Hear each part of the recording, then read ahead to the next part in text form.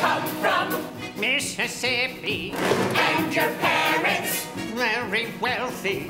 I love the show. I mean, I just love the show. I think Billy Flynn is one of the most interesting characters to play. All I care about is love. The parody that I did really was about this kind of lunatic adventurer, this kind of, kind of fun. This is John O'Hurley, and you're watching Stark Insider. Good for you. This is a big goofball. Big complexity. Oh my God! You're one of the most famous bosses in the entire world. Elaine's boss, as Jay Peterman.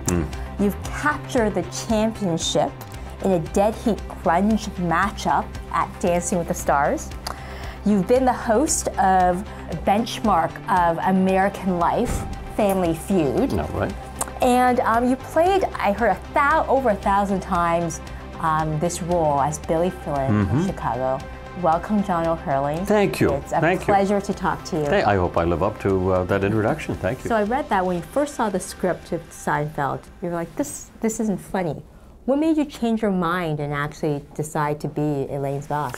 Well, it's not that the script. It's not that it wasn't funny. It didn't read funny. It wasn't a script that I was used to, where there were setups to a joke, setup to a joke. Joke had the payoff.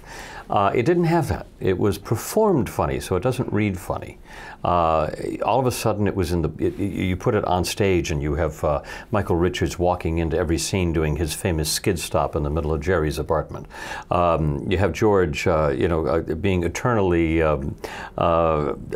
kind of self-effacing all the time, kind of living passionately mediocre. You have Elaine's physical comedy. The show was funny, but it was performed funny. It didn't read funny. There is such a person as John Peterman. Right? There is a real John Peterman, Jay Peterman. I spoke with him today, actually. The PS to the story is, shortly after Seinfeld ended, I bought the company with him, so I own the company, the real Jay Peterman company, with him.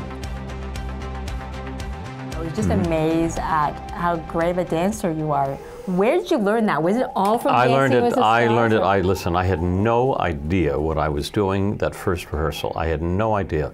All I said to them was, I will do it because I don't know how to ballroom dance, and at my age and with the brand that I have, if I have one, I really should know how to ballroom dance. So I said yes, and thus became a phenomenal series. What I learned about dance was it's fun. And I miss it for the fun of what we had. It's two people trying to move as one. Yes. And that was the fun of it. And it was wonderful to kind of live in that arena for the short time that I did. And we did fairly well, and I was very pleased with it. Speaking of dancers, you are now on stage. You've done this Chicago since, I heard, 2005, 2006? I started in 2005, shortly after Dancing with the Stars, and I was on Broadway with it. I've been there maybe 4 or 5 times. I don't care about expensive things, cashmere coats, diamond rings don't mean a thing. All I care about is love. And that's what I'm here for. If you have never seen a Broadway musical, you should see Chicago. It's the show you want to see because it has everything, and it entertains everybody. Nobody at the end of the show is not on their feet screaming and applauding this unbelievable, legendary musical. What would Chicago be like if we took the cast of Seinfeld and got them to reenact Chicago? It would be a walking disaster because, everybody everybody stood still.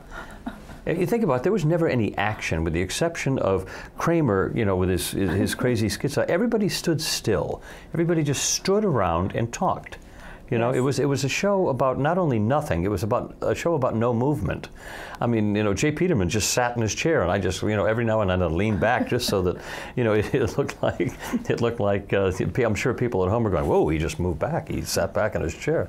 No, nobody ever moved on Seinfeld. You could have done the same thing with like little balloons above us. It was almost like a comic strip in a way. So what's your favorite food that you just love to eat? Oh, it's a toss-up between Italian and seafood.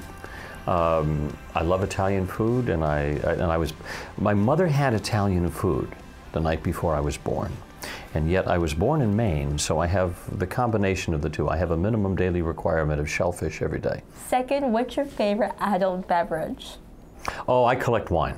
In fact, I have a rare wine cellar at home.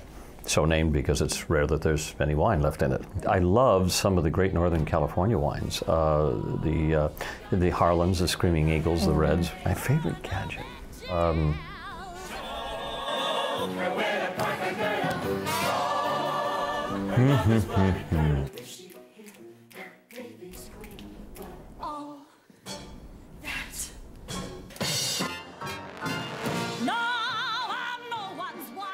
Yeah, I would probably say the cell phone. I'm amazed by the technology that's inside that little device and how it has monopolized the human experience.